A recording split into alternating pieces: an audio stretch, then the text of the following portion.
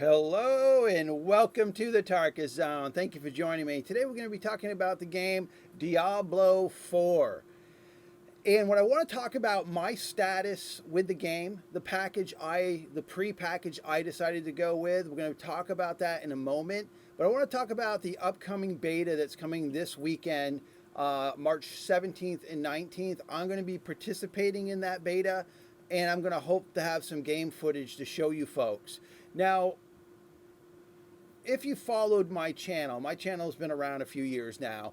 I like to take on video games with minimum knowledge, pre-knowledge, so that I can do content for my game that basically helps those people who are having difficulties with the game themselves. So when I tackle the game, I tackle it like I'm a 6-year-old trying to understand something for the first time. And in my videos, I explain my methodology to get from point A to point B throughout the game. And that's really what my channel has always been about, is me showing people how to play video games.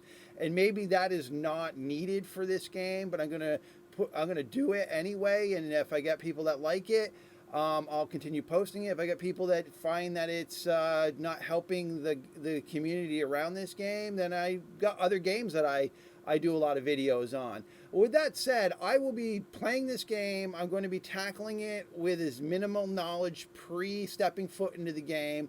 There is one thing I do want to go over, and it's a small thing in the game that has a lot of discussions around it.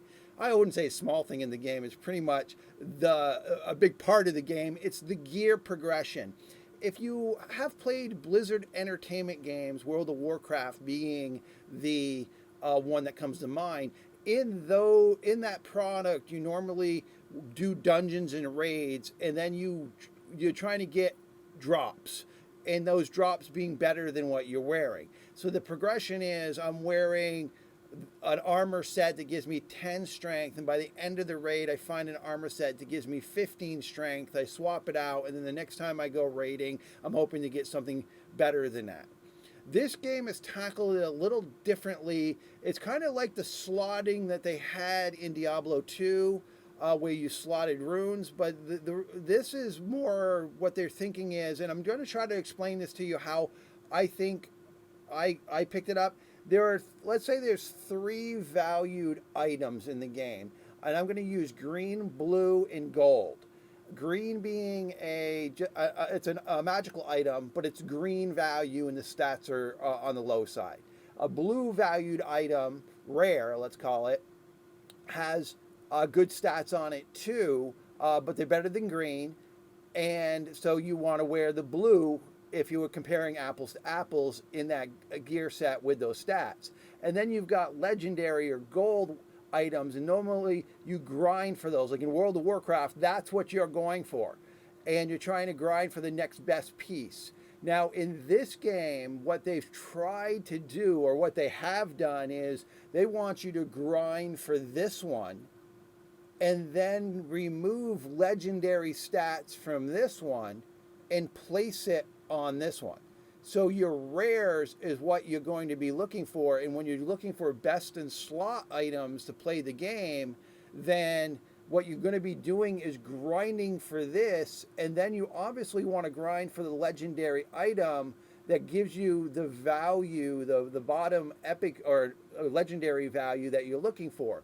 And the reason for that is I don't know if these numbers are corresponding to the game. I'm just going to use these numbers to explain it to you. The legendary, let's say it has 4 stat abilities. It's got a stat ability, a bonus, let's call it. Bonus, bonus, bonus, bonus. There's 4 of them, and then it's got a legendary stat. But what it is the rare has 5 of the bonuses, but it lacks the legendary stats. So in the end, the rare is more value to you because it's got 5 abilities on it, plus whatever legendary ability you want to slot into it. So this has 4, this has 5, meaning it doesn't devalue this item because you still need this item to get the bonus stat at the bottom that weapon, that legendary item gives you, so that you can socket it or transmute, or what do they want to call it, to the rare item. So I just wanted to go over that. There's been a lot of talk about, is that going to be great for the game? Is that going to be a problem with your hardcore gamers? Where I guess it came down to complexity. Is, do you want your gamers to have to grind, make it so complex that you're really grinding now 2 items?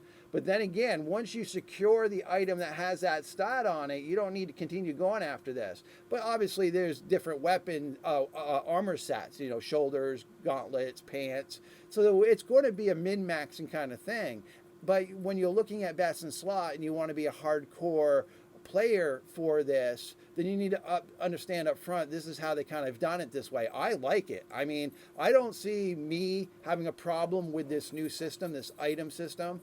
I think the talent tree is going to be a great thing for this game, the way they've done the talent tree.